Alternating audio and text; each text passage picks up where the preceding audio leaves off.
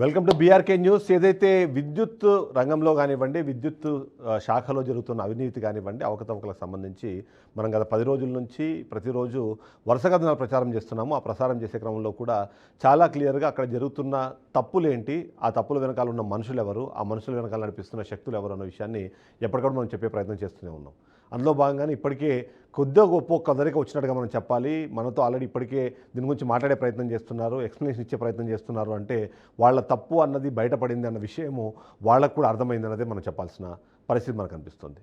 ఇక ఇవాళ మనం మాట్లాడాల్సింది, మొదటి నుంచి మనం చెప్తూనే ఉన్నాము, విద్యుత్ శాఖలో భారీ స్కామ్లకు తావుంది. అందులో భాగంగానే ఆ అవకాశాన్ని వినియోగించుకునే ప్రయత్నం చేస్తున్నారు. అయితే ప్రభుత్వం మాత్రం వాటిని ఆపాలని, అవి జరగకుండా ఉండాలని చెప్పేసి ఎప్పటికప్పుడు మాట్లాడుతూనే ఉంది. గత 5 సంవత్సరాల్లో ఓవైపు ఆర్థిక విధ్వంసం జరిగింది, అలాగే అవినీతికి అన్నది పూర్తి స్థాయిలో ఒక ప్లాట్ఫామ్గా మారిపోయిందని ప్రభుత్వం మాట్లాడుతున్న నేపథ్యంలో కొత్త ప్రభుత్వం కొలువు తీరడం కన్నా ముందు ఏం మాట్లాడారు ఒకసారి చూద్దాం. కూటమి ప్రభుత్వం అధికారంలోకి వచ్చిన తర్వాత విధ్వంస పాలకుల స్కాముల లెక్క పెడుతున్నాం. ఇన్వెస్టిగేషన్కి ఆర్డర్లు ఇచ్చాం.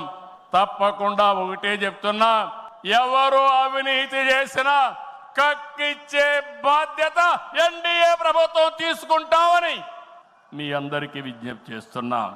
అదే మాదిరిగా ఎన్నికల్లో మనల్ని గెలిపించి అవినీతి పాలకుల్ని ప్రజలు తరిమేశారు. అక్రమార్కుల్ని శిక్షించే బాధ్యతలు మనకిచ్చారు.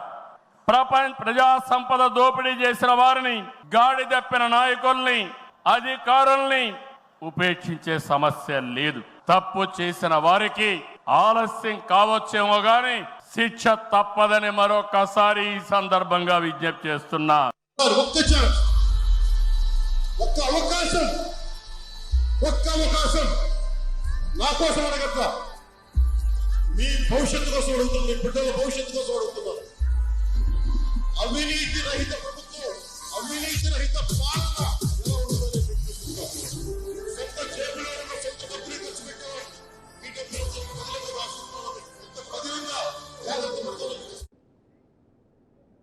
చూశారు కదా, అవినీతి రహిత పాలన అందించడమే మా ధ్యేయము, దానికోసం మీరు కూటమి ప్రభుత్వానికి అధికారం ఇవ్వండి అని పవన్ కళ్యాణ్ ఇప్పటికీ అధికారం ఇచ్చారు. ఎవరెవరు ఏమేమి తప్పులు చేశారో ఆ లెక్కలన్నీ మా దగ్గర ఉన్నాయి, వాళ్ళపైన చర్యలు ఉండబోతున్నాయి, శిక్షలు వాళ్ళకి తప్పకుండా ఉంటాయి. కాస్త ఆలస్యం అవ్వచ్చు కానీ ఖచ్చితంగా శిక్షలు అయితే పడతాయి అనేదైతే సీఎం చంద్రబాబు నాయుడు మాట్లాడిన మాటలు మీరు చూశారు. ఇదే ఇవాళ కూటమి ప్రభుత్వానికి సంబంధించిన మెయిన్ ఎజెండా. గత 5 సంవత్సరాల కాలంలో గతంలో ఏవైతే జరిగిన అవకతవకలు ఉన్నాయో, అవినీతి ఉందో ప్రతిదాన్ని బయటకు తీయాలి, దానికి కారకులైన ప్రతి ఒక్కరిని శిక్షించాలి అన్నదే మా మోటివ్ అన్నదాన్ని ముందుగానే చెప్పడం మనం చూసాము. ప్రచార సమయంలో కూడా, ఎన్నికల ప్రచార సమయంలో కూడా అవినీతి రహిత పాలన అందించాలన్నదే మా ధ్యేయం అంటూ చెప్పడంతో పాటు దాన్ని నమ్మిన ప్రజలు ఆ విషయానికి ఖచ్చితంగా ఓటేశారు. అవినీతి లేకుండా పాలన సాగాలని కోరుకున్నారు. అది ప్రభుత్వం అందిస్తుంది, కూటమి ప్రభుత్వం అందిస్తుంది, చంద్రబాబు నాయుడు అందిస్తారు, పవన్ కళ్యాణ్ దానికి దోహదపడతారు అని నమ్మి ఓట్లేశారు. ఇవాళ ఎప్పుడూ చూడనంత థండింగ్ విక్టరీ అనేది కూటమి సొంతం ఉన్నది మనం చూసాం. కూటమి ఒక్కసారి అధికారంలోకి వచ్చిన తర్వాత ఏదైతే అవినీతి పాలనకు వ్యతిరేకంగా ప్రజలు ఓటేశారో దాన్ని కంటిన్యూ చేయాలని చెప్పేసి ప్రజలందరూ కోరుకుంటున్నారు. ఆ కోరికను ప్రజల నుంచి ప్రభుత్వానికి తీసుకెళ్లే బాధ్యతని ఇవాళ బీఆర్కే న్యూస్ మరొకసారి తీసుకుంది. అందులో భాగంగానే ఎక్కడ అవినీతి జరుగుతోంది, ఎక్కడ అవకతవకలు జరుగుతున్నాయనే విషయానికి సంబంధించి చెప్పే ప్రయత్నంలోనే ఆంధ్రప్రదేశ్ రాష్ట్రంలో చాలా క్లియర్గా లిక్కర్ స్కామ్ అన్న చాలా పెద్ద స్కామ్ అంటున్నారు, కానీ దానికి 10 పెద్ద స్కాము విద్యుత్ స్కాము అని బీఆర్కే న్యూస్ మాకు సంబంధించిన ఇన్వెస్టిగేషన్లో బయటపడింది. అందులో భాగంగానే అసలు ఏం జరిగింది, ఎలా జరుగుతుంది అనే విషయానికి సంబంధించి మనం చెప్పే ప్రయత్నం చేస్తున్నాం. నిన్నటికి నిన్న అసలు స్కామ్ ఏంటి, స్కామ్లు ఎలా చేస్తున్నారు, ఎవరు చేస్తున్నారు, ఎలా దాన్ని ముందుకు తీసుకెళ్తున్నారు, టెండర్ల ప్రక్రియ ఏంటి, ఆ టెండర్ల ప్రక్రియను ఎవరికి ఎలా అప్పచెప్తున్నారు, ఆ తర్వాత వాటిని పూర్తి స్థాయిలో కలెక్షన్ల వరకు ఎలా నడిపిస్తున్నారు అనే విషయాన్ని నేను చాలా క్లియర్గా ఎక్స్ప్లెయిన్ చేశాను. ఇవాళ సెకండ్ పాయింట్ మనం మాట్లాడుకోవాలి.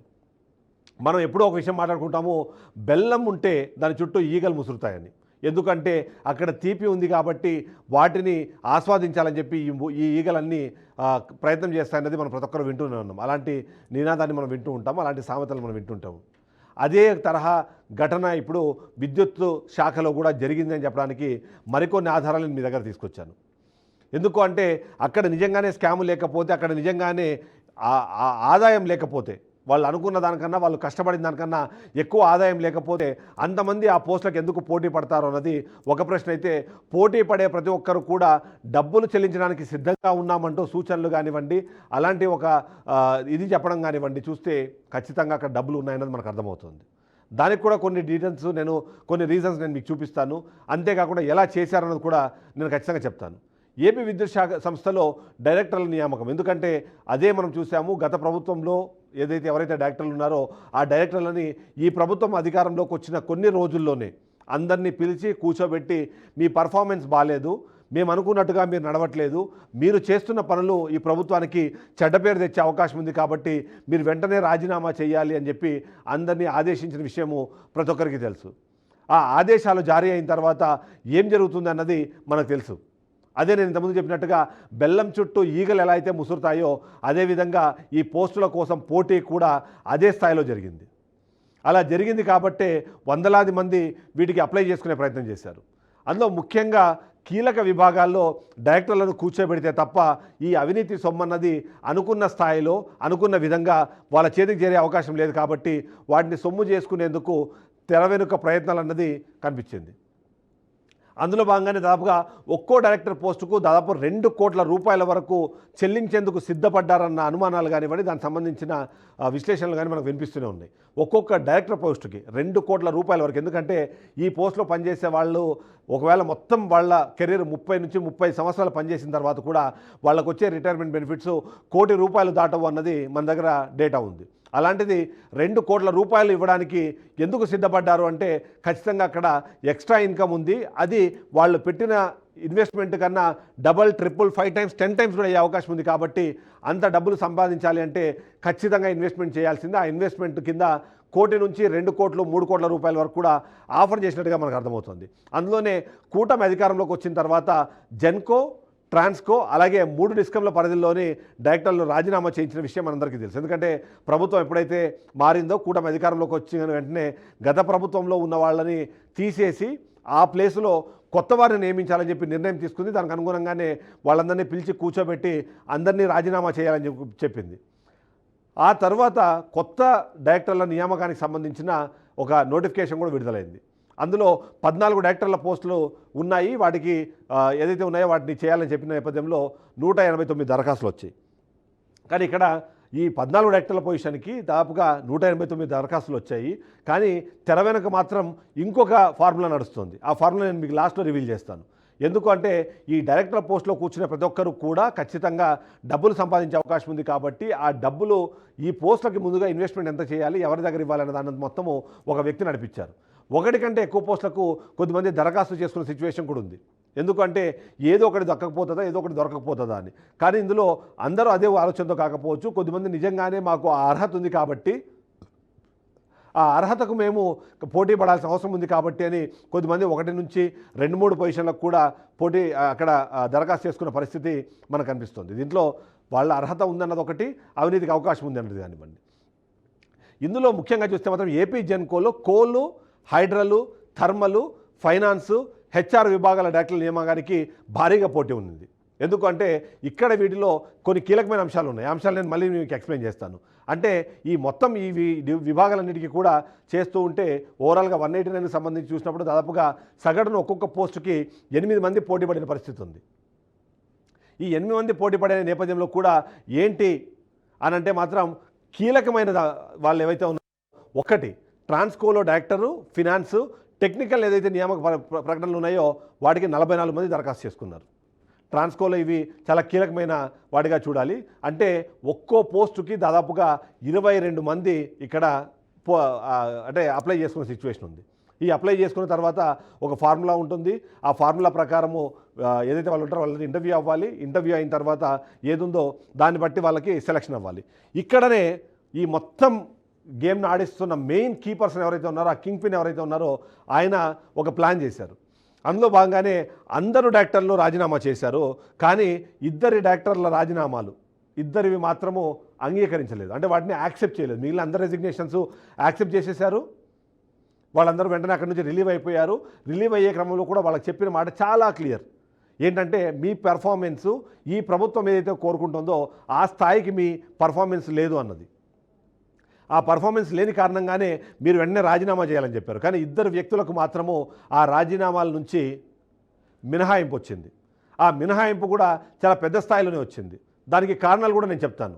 ఆ మొత్తంగా చూసినప్పుడు చాలా క్లియర్గా ఇద్దరు వ్యక్తులు, ఒకటి సంతోష్ రావు, మనం మొదటి నుంచి ఆరోపణలు చేస్తున్న సంతోష్ రావుది మొదటిదైతే, రెండోది ఈయన ఎస్పీడీసీఎల్లో ఉన్నారు, ట్రాన్స్కోలో ఉన్న భాస్కర్, వీళ్ళిద్దరివి మాత్రము రిజిగ్నేషన్లు యాక్సెప్ట్ చేయలేదు.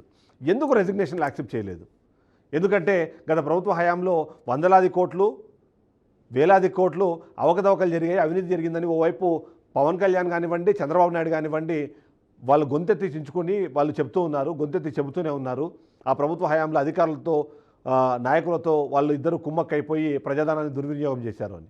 కానీ వీళ్ళిద్దరికి మాత్రము ఆ అడ్వాంటేజ్ దొరికింది. అడ్వాంటేజ్ దొరకడానికి మెయిన్ రీజను సెకీ ఒప్పందం. వీళ్ళిద్దరూ కూడా సెకీ ఒప్పందానికి సంబంధించిన ఇష్యూలో కీలక పాత్ర పోషించారు. ఆ సెకీ ఒప్పందం తర్వాత మనం చూసాము, అమెరికాలో ఉన్న గవర్నమెంట్ కానివ్వండి, అక్కడ ఉన్న ఇన్వెస్టిగేషన్ ఏజెన్సీస్ వాటి మీద ఆరోపణలు చేయడము, దానికి సంబంధించి ఒక కేసు బుక్ చేయడము. ఆ కేసు బుక్ చేసే క్రమంలో దాదాపుగా 1750 కోట్లకు పైగా ముడుపులు డైరెక్ట్గా అప్పట్లో అధికారంలో ఉన్న, అప్పట్లో సీఎం పొజిషన్లో ఉన్న జగన్మోహన్ రెడ్డికి అందాయి అని చెప్పేసి అర్థం వచ్చేలాగా కొన్ని ఆరోపణలు వినిపించాయి మనకి. అప్పుడు వెంటనే ప్రతి ఒక్కరూ మాట్లాడింది సెకీ ఒప్పందాన్ని వెంటనే రద్దు చేయాలి, దానివల్ల ఏదైతే ప్రజల మీద పడుతున్న 1,08,000 కోట్ల రూపాయల భారాన్ని తగ్గించాలి అని అందరూ మాట్లాడారు. దాంట్లో ఇప్పుడు ఎవరైతే ఫైనాన్స్ మినిస్టర్గా ఉన్న పయ్యావుల కేశవ్ ఉన్నారు, ఇప్పుడు ఎనర్జీ మినిస్టర్గా ఉన్న గొట్టిపాటి రవికుమార్ ఉన్నారు. దీని గురించి రెగ్యులర్గా మాట్లాడే వ్యక్తులు సోమిరెడ్డి చంద్రమోహన్ రెడ్డి కానివ్వండి, ఇలాంటి వాళ్ళందరూ కూడా దాని మీద మాట్లాడి సెకీ ఒప్పందాన్ని రద్దు చేయాలి, ఆ రద్దు చేసే క్రమంలో జరిగిన అవకతవకల మీద ఎంతో కొంత విచారణ జరగాలని చెప్పారు. కానీ ఆ విచారణ ఇప్పుడు ఎక్కడికి సాగట్లేదు, అది అక్కడే అయిపోయింది. దానికి కారణము పైనుంచి వచ్చిన ఒత్తిడులు.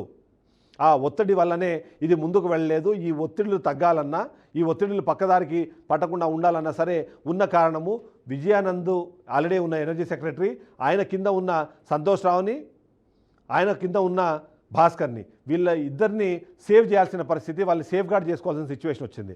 అందులో భాగంగానే ఈ ఇద్దరుని రెసిగ్నేషన్ అన్నది యాక్సెప్ట్ అవ్వకుండా కొత్త డైరెక్టర్కి సంబంధించిన నిర్ణయాలు అన్నది జరుగుతూ వచ్చాయి. ఇక్కడ కూడా మరొకసారి కీలకంగా కొన్ని విషయాలు మనం గుర్తుపెట్టుకోవాలి. మొదటిది, ప్రభుత్వము ఎప్పుడైతే ఇక్కడ కొత్త ప్రభుత్వం మారిన కొన్ని రోజుల్లోనే ఈ డైరెక్టర్లందరినీ రాజీనామా చేయించి వచ్చే 10 రోజుల్లోపు కొత్త డైరెక్టర్ల నియామకం జరగాలి అని చెప్పేసి ఒక నిర్ణయం అయిపోతుంది. కానీ దానికి సంబంధించిన ఫైలు సర్క్యులేట్ అయ్యే క్రమంలో మరికొన్ని ఇంట్రెస్టింగ్ పాయింట్స్ ఇక్కడ మనకు కనిపిస్తాయి. ఎందుకంటే గతంలో ఎవరైతే డైరెక్టర్లు ఉన్నారో వాళ్ళ ఏజ్ కేవలం 62 సంవత్సరాలు మాత్రమే ఉండేది. సో ఈ 62 సంవత్సరాలు డైరెక్టర్లకి ఏజ్ లిమిట్ ఏదైతే ఉందో ఆ ఏజ్ లిమిట్ వల్ల కొత్తగా పోటీ పడుతున్న వాళ్ళు, కొత్తగా ఇన్వెస్ట్మెంట్ చేయడానికి సిద్ధపడుతున్న వాళ్ళు, కొత్తగా అందులోకి రావాలని కోరుకుంటున్న వాళ్ళకి కొన్ని అక్కడ ప్రాబ్లమ్స్ వచ్చేస్తున్నాయి. సో అందులో భాగంగానే మొత్తంగా ఒక కొత్త గేమ్ స్టార్ట్ అయింది. ఆ కొత్త గేమ్లో భాగంగా ఈ ఏదైతే ఏజ్ లిమిట్ ఉందో, ఏదైతే వయస్సు ఉందో ఆ వయస్సును 62 సంవత్సరాల నుంచి 65 సంవత్సరాలు పెంచేలాగా ఒక నిర్ణయము, ఒక ఫైలు, ఒక నోట్ ఫైలు, ఆ నోట్ ఫైలు సర్క్యులేట్ అయింది. 65 సంవత్సరాల ఏజ్ లిమిట్ ఉన్నంత వరకు కూడా వాళ్ళని డైరెక్టర్ పొజిషన్లో తీసుకోవచ్చు అని చెప్పేసి ఒక నిర్ణయం అయిపోయింది. ఈ నిర్ణయం ద్వారా ఎవరెవరు లాభపడ్డారో అన్నది ఆ డీటెయిల్స్ నేను మీకు ఇస్తాను, అవన్నీ కూడా నేను రివీల్ చేస్తాను. అయితే ఇక్కడ నేను చెప్పినట్టుగా వీళ్ళు ప్లానింగ్ చేసింది ఎక్కడ అంటే 62 నుంచి 65 సంవత్సరాలకి ఏజ్ లిమిట్ని పెంచుకొని కొద్దిమందికి అంటే అనర్హతగా, అంటే వాళ్ళ అర్హత లేని వాళ్ళకి కూడా కొద్దిమందికి ఇక్కడ అర్హత వచ్చేలాగా, ఇందులో ఎలిజిబిలిటీలో వాళ్ళు యాడ్ అయ్యేలాగా అక్కడ ఒక గేమ్ జరిగింది. ఆ గేమ్లో భాగంగా కొద్దిమంది వచ్చారు. ఇక విజయానంద్కు చాలా కీలకమైన వ్యక్తి, తనకి అవసరమైన ఒక వ్యక్తి, ఆ వ్యక్తికి ఖచ్చితంగా ఎట్టి పరిస్థితుల్లోనూ ఇందులో డైరెక్టర్ పొజిషన్ అనుకున్నారు. కానీ ఆయన పొజిషన్ ఏదైతే ఉందో, ఆయన డీగా ఉన్నారు, ఆయన అక్కడి నుంచి సీఏ అయితే తప్ప ఆయనకి అవకాశం లేదు. సో అందుకని చాలా రోజుల పాటు గుర్తుపెట్టుకోండి, చాలా రోజుల పాటు ఈ నోటిఫికేషన్ వచ్చిన తర్వాత కూడా దాన్ని కంటిన్యూ చేస్తూ వచ్చారు. కంటిన్యూ చేసి ఆయనకి అంటే చివరి రోజు ఆయన పొజిషన్లో లాస్ట్ రోజు ఆయనకి పదోన్నతి కల్పించిన నెక్స్ట్ డేనే ఆయన్ని డైరెక్టర్లో తీసేసుకున్నారు. అంతేకాకుండా ఇందులో పనిచేసిన మరో వ్యక్తి, ఆ వ్యక్తిని కూడా ఇందులోకి తీసుకున్నారు. ఆ వ్యక్తి ఎవరైతే ఉన్నారో వనజ అనే ఒక పర్సన్ ఉన్నారో ఆ పర్సన్ని అంతకుముందు ఎవరైతే పర్ఫామ్ చేయట్లేదని, ప్రభుత్వానికి అనుగుణంగా వర్క్ చేయట్లేదని, వాళ్ళకి అర్హత లేదని చెప్పి ఎవరినైతే రాజీనామా చేయించారో ఆ లిస్టులో ఉన్న ఒక వ్యక్తిని ఇవాళ మరొకసారి డాక్టర్గా నియమించిన పరిస్థితి. ఇక 3 దానిలో కూడా మనం చూస్తే చాలా క్లియర్గా ఇక్కడ అర్థమవుతున్న ఒక విషయం అయితే ఉంది.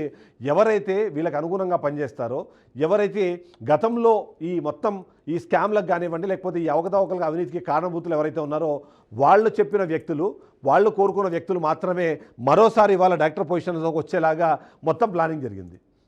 దాన్ని మొత్తాన్ని ఇక్కడ ఇంప్లిమెంట్ చేసింది మాత్రం 100% సంతోష్ రావు, అంతేకాకుండా దానికన్నా ఎక్కువ విజయానంద్. ఆయన చేసిన ఆ మొత్తం దానివల్ల ఇవాళ మరొకసారి ప్రభుత్వం మీద ఇలాంటి ఒక చెడ్డ పేరు వస్తుంది అనేది మనకు అర్థమవుతుంది.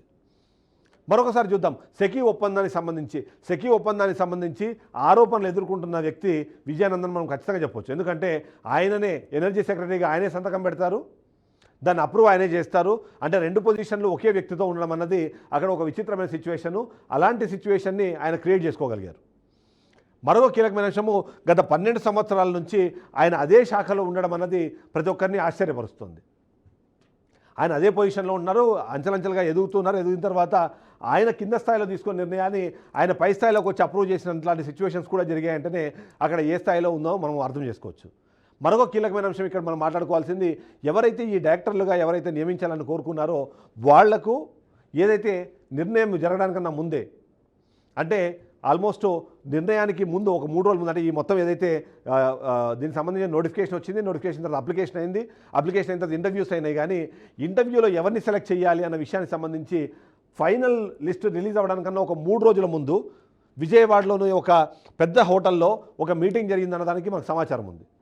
ఆ రోజు అక్కడ కూర్చొని వాళ్ళు మాట్లాడుకున్న మాటలు ఏంటి అంటే, ఏదైతే ఇప్పటికే ఒక స్టాండర్డ్ని సెట్ చేసాం మనము, డబ్బులు ఎలా సంపాదించాలి, ఆ సంపాదించిన డబ్బుల్ని ఎలా మనం పంచుకోవాలనే దానికి సంబంధించి ఒక స్టాండర్డ్ ఆల్రెడీ ఇప్పటికే సెట్ అయిపోయింది. కాబట్టి ఆ స్టాండర్డ్ని కంటిన్యూ చేయగలిగే కెపాసిటీ ఉన్న వాళ్ళు మాత్రమే డైరెక్టర్లుగా తీసుకుంటాము అనే విధంగా మాట్లాడడం కానివ్వండి. ఒక్కొక్క దగ్గర నుంచి నేను గతంలోనే చెప్పినట్టుగా 1 కోటి నుంచి 2 కోట్ల రూపాయలు ముడుపులు చెల్లించేలాగా నిర్ణయాలు, దానికి సంబంధించిన డిస్కషన్స్ జరిగి ఫైనల్గా లిస్ట్ అన్నది ఒకటి రిలీజ్ అయింది. ఆ లిస్టు రిలీజ్ అయిన తర్వాత ఏం జరుగుతుంది? నేను మొదట్లోనే చెప్పాను, ఏదైతే బెల్లం చుట్టూ ఈగలు ముసిరినట్టుగా ఈ అవినీతి సొమ్ము చుట్టూ కొన్ని డైరెక్టర్ల పేరుతో, కొద్దిమంది డైరెక్టర్ల హోదాతో, ఆ పదవితో దాని చుట్టూ మూగినట్టుగానే మనకు అర్థమవుతుంది. అందులో భాగంగానే మనం నిన్న క్లియర్గా ఎక్స్ప్లెయిన్ చేసినట్టుగా స్కామ్ చేసే క్రమంలో ఏవేవైతే అవకాశాలు ఉన్నాయో ఆ అవకాశాలన్నింటినీ వినియోగించుకోవడానికి అవసరమైన చర్యలు తీసుకుంటున్నారు. దీనికి అనుగుణంగా మనం చూస్తే ఏవైతే దీంట్లో ప్రాజెక్టు డైరెక్టర్స్ ఎవరైతే ఉంటారో వాళ్ళది ఇక్కడ చాలా కీలకమైన పాత్ర ఉంటుంది. ఓవైపు దానికి సంబంధించిన ఒక ఈపీడీసీఎల్కి మాత్రమే ఒక ఐఏఎస్ ఆఫీసర్ ఉన్నారు. మిగిలిన 2 కూడా ఐఏఎస్ ఆఫీసర్ కాకుండా ఇలాంటి ఆఫీసర్లని ఇప్పుడు చైర్మన్ కానీ సీఎండీలు కానీ తెచ్చుకున్న పరిస్థితి మనకు కనిపిస్తుంది. కాబట్టి ఏదైతే ఈపీడీసీఎల్కి సంబంధించి అక్కడ అవకతవకలకు అవకాశం చాలా తక్కువ ఉంది. కానీ అదే సందర్భంలో మిగిలిన 2 డిస్కంలలో మాత్రం పరిస్థితి అలా లేదు, భిన్నంగా ఉందన్నది మనకు అర్థమవుతుంది. అందులో ఎస్పీడీసీఎల్ మాత్రము ఆ స్థాయిని దాటిపోయి, అంటే ఒకరి ఆలోచన విధానానికి, ఒకరి అంచనాలకు దాటిపోయి అక్కడ అవకతవకలకు ఆస్కారం కలిగేలాగా మొత్తం యాక్టివిటీస్ జరుగుతున్నాయనే దానికి మనం ప్రూఫ్స్తో సహా చూపిస్తూనే ఉన్నాం. ఇక ఈ డైరెక్టర్ల పొజిషన్లు కానివ్వండి, ఈ డైరెక్టర్లకు సంబంధించిన ఎంపికలు కానివ్వండి, ఇవన్నీ జరిగే క్రమంలో గతంలో ఎవరైతే వీటన్నిటిలో కీలకంగా వ్యవహరించిన షిరిడి సాయి ఎలక్ట్రికల్స్ కానివ్వండి, మరికొద్ది మంది వీటిలో చాలా కీలకంగా వ్యవహరించారనే ఆరోపణలు కూడా మనకు వినిపిస్తున్నాయి. సో ఆరోపణలకి ఖచ్చితంగా ఆధారాలు అయితే రావాల్సిందే, దీనికి మీద ప్రభుత్వం పనిచేయాల్సిందే అన్నదే మన విజ్ఞప్తి. ఇలాంటి ఆరోపణలు కానివ్వండి, అనుమానాలు కానివ్వండి ప్రతి ఒక్కరూ వ్యక్తపరుస్తున్నారు. ఆ వ్యక్తమవుతున్న ఆరోపణలు, అనుమానాలు ఏవైతే ఉన్నాయో వాటికి సంబంధించి ఆధారాలు సేకరించాల్సిన పని ఖచ్చితంగా ఇక్కడ మనకు కనిపిస్తుంది. అందులో భాగంగానే ఒక విజిల్ బ్లోయర్గా బీఆర్కే న్యూస్ మరొకసారి ఈ డైరెక్టర్ల పొజిషన్లు ఏంటి, వీటికి సంబంధించిన కథాకమామిషం అనేది చెప్పే ప్రయత్నం చేస్తున్నాం. సో మీకు ఇప్పటికే అర్థమైపోయింది. ఎందుకంటే ఇది చూసినప్పుడు ఎవరెవరైతే డైరెక్టర్లుగా సెలెక్ట్ అయ్యారో గత ప్రభుత్వంలో పనిచేయడానికి పనికి రాని వాళ్ళనో, లేకపోతే వాళ్లకు అర్హత లేదనో, లేకపోతే అవినీతికి సంబంధించిన ఆస్కారం ఉందనో ఎవరైతే తీసేశారో అందులోంచి మరో 3 మాత్రం ఈ కొత్త గవర్నమెంట్ వచ్చిన తర్వాత కూడా కంటిన్యూ చేస్తున్నారంటే ఆ పైన ఉన్న ఆ శక్తి ఎంత స్ట్రాంగ్గా ఉందని మనకు అర్థమవుతుంది. ఓవైపు సెకీ ఒప్పందం లాంటి వాటిలో ఏవైతే ఆరోపణలు ఎదుర్కొన్నారో వాళ్ళు ఇప్పటికే కంటిన్యూ అవుతున్నామన్నది ఖచ్చితంగా ఇక్కడ అనుమానాలు తావిస్తోంది. దీనితోడు ప్రభుత్వం అవినీతి రహిత పాలన అందించేందుకు సిద్ధంగా ఉన్నప్పుడు దీన్ని ప్రభుత్వం దృష్టికి వెళ్లకుండా, ముఖ్యంగా సీఎం చంద్రబాబు నాయుడు దృష్టికి వెళ్లకుండా ఆపేందుకు ప్రయత్నిస్తున్న ఆ శక్తులు ఎవరు అన్నది ఖచ్చితంగా తెలుసుకోవాల్సిన అవసరం ఉంది. అవి తెలుసుకోకపోతే ఏదైతే ప్రభుత్వం ఒక మంచి ఉద్దేశంతో మంచి ఆలోచనతో అవినీతి రహిత పాలన అందించాలని ప్రయత్నం చేస్తుందో దానికి ఖచ్చితంగా తూట్లు పడే అవకాశం ఉంది. అందులో ముఖ్యంగా సీఎం చంద్రబాబు నాయుడు అలాగే డిప్యూటీ సీఎం పవన్ కళ్యాణ్ ఏదైతే మొదటి నుంచి మాట్లాడుతున్నారో ఈ కారణంతోనే అవినీతి రహిత పాలన అందిస్తారనే ఒక నమ్మకంతోనే ఆ ఉద్దేశంతోనే ప్రజలు ఓటేశారని ఏదైతే వాళ్ళు నమ్ముతూ వస్తున్నారో వాళ్ళు ఏదైతే మాట్లాడుతున్నారో అది జరగట్లేదు అన్న విషయము వాళ్ళ వరకు వెళ్ళాల్సిన అవసరం అయితే మనకు అనిపిస్తుంది. అందులో భాగంగానే బీఆర్కే న్యూస్ ప్రతి నిమిషము ప్రతిరోజు దానికోసమే పాటుపడుతుంది. అందులో భాగంగానే ఇక్కడ ముఖ్యంగా విద్యుత్ స్కామ్ ఏదైతే జరుగుతుందో విద్యుత్ స్కామ్ జరగడానికి అవకాశాలు ఏవైతే క్రియేట్ చేసుకున్నారో వాటన్నింటినీ కూడా ప్రజల ముందు తీసుకొచ్చే ప్రయత్నం చేస్తుంది. సో ఏం జరుగుతోంది, ఎలా జరుగుతోంది, గత ప్రభుత్వంలో జరిగిన తప్పులను ఇక్కడ సరిచేయాల్సింది కాకుండా ఆ తప్పులను మరొకసారి కంటిన్యూ చేయడానికి అదే అధికారులు కంటిన్యూ అవ్వడం అన్నది ఇక్కడ ఖచ్చితంగా ఆలోచించాల్సిన అవసరంగానే అర్థమవుతుంది. సో ఓవరాల్గా చూస్తే మాత్రం ప్రభుత్వం ఒక నిర్ణయం తీసుకోవాల్సిందే. ఈ నిర్ణయం తీసుకునే క్రమంలో అక్కడ జరుగుతున్న తప్పులేంటి, వాటిని సరిచేయాలంటే తీసుకోవాల్సిన నిర్ణయాలేంటి, వాటికి కారణమైన వ్యక్తులకి పడాల్సిన శిక్షలేంటి, వాళ్ళ మీద తీసుకోవాల్సిన చర్యలేంటి, వీటన్నిటి మీద ఖచ్చితంగా డిస్కషన్ జరగాలి. నేను చెప్పినట్టుగా డైరెక్టర్ల పొజిషన్లో ఒక్కొక్కరు 1 కోటి నుంచి 2 కోట్ల రూపాయలు ఇన్వెస్ట్ చేసిన తర్వాత దానికి రిటర్న్స్ ఎక్స్పెక్ట్ చేయకుండా వాళ్ళు ఎలా వర్క్ చేస్తారు, ఈ ఒక్క విషయం ఆలోచిస్తే మనకు అర్థమైపోతుంది. నిజంగానే ఎవరైనా సరే డబ్బులు లేకుండా అక్కడ కేవలం అర్హత ఆధారంగా పదవిని సాధించిన వాళ్ళు చాలా తక్కువ మంది ఉన్నారు. చాలా తక్కువ మంది మాత్రమే నిజంగానే వాళ్ళకి అర్హత ఉండి ఎలాంటి అవినీతి సొమ్ముకి ఆధారపడకుండా కేవలం వాళ్ళు ఆ డైరెక్టర్ పొజిషన్లో ఉంటే మంచిది అని ప్రభుత్వం భావించిందో వాళ్ళు కొద్దిమంది ఉంటే, కొద్దిమంది మాత్రం అయితే పైనుంచి వచ్చే ఒత్తిళ్లు, రాజకీయ ఒత్తిళ్లు, డబ్బులకు సంబంధించిన ఎర్రజూపి ఎవరైతే పొజిషన్లోకి వచ్చారో వాళ్ళు మాత్రం డబ్బులు సంపాదించడానికి ఏవైతే అవకాశాలు ఉన్నాయో ఆ అవకాశాలని చేసుకుంటూ వస్తున్నారు. అందులో ముఖ్యంగా టెండర్ ప్రాసెస్లో ఎవరైతే డైరెక్ట్గా ఇన్వాల్వ్ అవుతున్నారో వాళ్ళందరూ కూడా వీటి కోసమే ఆలోచిస్తున్నారు, వీటి కోసమే ప్రయత్నిస్తున్నారు, వీటి కోసమే అహర్నిశలు పాటుపడుతున్నారు అనేది అయితే మనం చెప్పాల్సిన అవసరం అయితే కనిపిస్తుంది. సో ఎలా చూసినా సరే ఈ డైరెక్టర్ల నియామకం దగ్గర నుంచే ఈ స్కాములు కంటిన్యూ అవ్వడానికి, గత ప్రభుత్వంలో జరిగిన అవకతవకలు బయటికి రాకుండా ఆపడానికి అవసరమైన చర్యలన్నీ జరుగుతున్నట్టుగానే మనం చెప్పాలి. ఇక వీళ్ళని కంటిన్యూ చేయడానికి మరికొన్ని కారణాలు కూడా ఉన్నాయి. అందులో ఒక ముఖ్యమైన కారణం ఏంటంటే ఏదైతే గత ప్రభుత్వ హయాంలో ఏవైతే వర్క్ ఆర్డర్స్ ఏవైతే రిలీజ్ అయ్యాయో వాటిని కంప్లీట్ చేసే క్రమంలో కొన్ని ఎక్సెస్ వర్క్ జరిగింది. కొన్ని చోట్ల వర్క్ కంప్లీట్ కాకుండా బిల్లుల చెల్లింపు అయిపోయింది. మరికొన్ని చోట్ల రావాల్సినవి ఉన్నాయి. కాబట్టి వీళ్ళని కంటిన్యూ చేస్తే వాటికి సంబంధించిన రిపోర్ట్స్ కానివ్వండి, వాటికి సంబంధించిన రికార్డ్స్ కానివ్వండి బయటపడకుండా ఆపేందుకు అవసరమైన అవకాశం ఉంటుంది. కాబట్టి వాటి కోసమే వీళ్ళని కంటిన్యూ చేస్తున్నారు. వీళ్ళని కంటిన్యూ చేసేలాగా అక్కడున్న మెయిన్ అధికారి మీద ఒత్తిడి తెచ్చి ప్రభుత్వం దృష్టిలో పడకుండా వీటిని కంటిన్యూ చేసే ప్రయత్నం చేస్తున్నది అయితే మనకు అర్థమవుతుంది. సో ఏం చేసినా సరే నేను మరోసారి చెప్తున్నాను, పిల్లి కళ్ళు మూసుకొని పాలు తాగినంత మాత్రాన తను ఎవరూ చూడలేదు అన్నట్టు కాదు. ఖచ్చితంగా చూసేవాళ్ళు చూస్తూనే ఉంటారు, అబ్జర్వ్ చేసేవాళ్ళు అబ్జర్వ్ చేస్తూనే ఉంటారు, వాటి మీద వివరాలు సేకరించే వాళ్ళు ఉంటారు. అలా బీఆర్కే న్యూస్ ఆ పాత్రను తీసుకుంది, దాన్ని చాలా సమర్థవంతంగా పోషిస్తోంది. అందులో భాగంగానే ఏవైతే తప్పులు జరుగుతున్నాయో ఆ తప్పులు జరిగిన విధానాన్ని కూడా ప్రజల ముందు తీసుకెళ్లే ప్రయత్నం చేస్తున్నాం. సో ఫైనల్గా చూస్తే మాత్రం ఇక్కడ అవకతవకలకి అవినీతికి ఆస్కారం అయితే ఖచ్చితంగా ఉంది. వీటిని ఆపాల్సిన అవసరము బాధ్యత ప్రభుత్వానికి ఉంది. ఆ ప్రభుత్వానికి ఈ అవినీతికి సంబంధించిన వివరాల్ని తీసుకెళ్లాల్సిన బాధ్యత ఉన్న బీఆర్కే న్యూస్ ఒక రెస్పాన్సిబుల్ జర్నలిజం ఉన్న ఒక మీడియా హౌస్గా ఆ పాత్రనే పోషిస్తుంది. మాకు ఎవరి మీద కోపం లేదు, మాకు ఎవరితోనూ పేచీలు లేవు. మాకున్న బాధల్లా ఒక్కటే, ప్రజలకు మీద దీని భారం పడుతుంది. ప్రజల ట్యాక్స్ ఇక్కడ వాళ్ళు కష్టపడి సంపాదించిన సొమ్ములో నుంచి వాళ్ళు కట్టిన ట్యాక్స్లు ఇక్కడ పరుల పాలవుతున్నాయి. అది కొద్దిమంది ఎవరైతే ఉన్నారో ఆ స్వార్థపరుల జేబుల్లోకి వెళ్తున్నాయి. కాబట్టి అది జరగకుండా ఆగాలన్నా, జరిగిన వాటిని రికవర్ చేయాలన్నా సరే ప్రభుత్వం తీసుకోవాల్సిన చర్యలకు సంబంధించి, తీసుకోవాల్సిన కార్యక్రమాలకు సంబంధించి, ఆ శిక్షలు పడాల్సిన పరిస్థితి గురించే ఎప్పటికప్పుడు చెప్పే ప్రయత్నం చేస్తుంది. సో ఇప్పటిదాకా మనం ఏదైతే స్కామ్ ఉందో దానికి సంబంధించిన వివరాలు చూసాము. ఈ స్కామ్లో మరింత డీప్గా వెళ్ళినప్పుడు ఎక్కడ ఇలాంటి కొనుగోలు జరుగుతున్నాయో, ఆ కొనుగోలు చేసిన ఏవైతే ఎక్విప్మెంట్ ఉందో అది ఎక్కడ డంప్ చేశారన్న విషయానికి సంబంధించిన పూర్తి వివరాలు కూడా నేను మీకు నెక్స్ట్ ఎపిసోడ్లో ఇస్తాను. అంతేకాకుండా ఇప్పటికే ట్రాన్స్కోలో ఉన్న భాస్కర్రావుకు సంబంధించిన వివరాలు కూడా నేను మీకు త్వరలోనే నేను ఇవ్వబోతున్నాను.